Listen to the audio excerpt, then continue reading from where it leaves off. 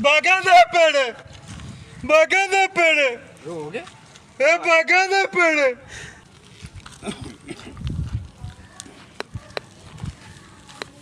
ਚਾਚਾ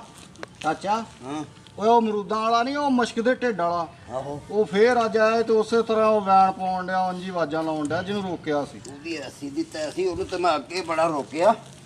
ਲੱਗਦਾ ਉਹਦਾ ਇਲਾਜ ਕਰਨਾ ਹੀ ਪੈਣਾ ਅੱਗੇ ਮੇਰੇ ਕੰਨ 'ਚ ਆਵਾਜ਼ਾਂ ਪੈਣ ਡਈਆਂ ਸੀ ਇਹ ਬਾਗ ਲਾ ਆਵਾਜ਼ ਫੇਰ ਤੈਨੂੰ ਮੈਂ ਡੱਕਿਆ ਸੀ ਨਾ ਜੇ ਤਾਂ ਆਵਾਜ਼ ਨਾ ਲਾਈ ਲਾ ਆਵਾਜ਼ ਫੇਰ ਉਹ ਬੈਣ ਪਾ ਬਾਗਾਂ ਦੇ ਪੇੜੇ ਲੈ ਲਓ ਬਾਗਾਂ ਦੇ ਪੇੜੇ ਬਾਗਾਂ ਦੇ ਪੇੜੇ ਲੈ ਲਓ ਬਾਗਾਂ ਦੇ ਪੇੜੇ ਵਧੀਆ ਤਿੱਤਾ ਦੇ ਲੈ ਲਓ ਵਧੀਆ ਤਿੱਤਾ ਦੇ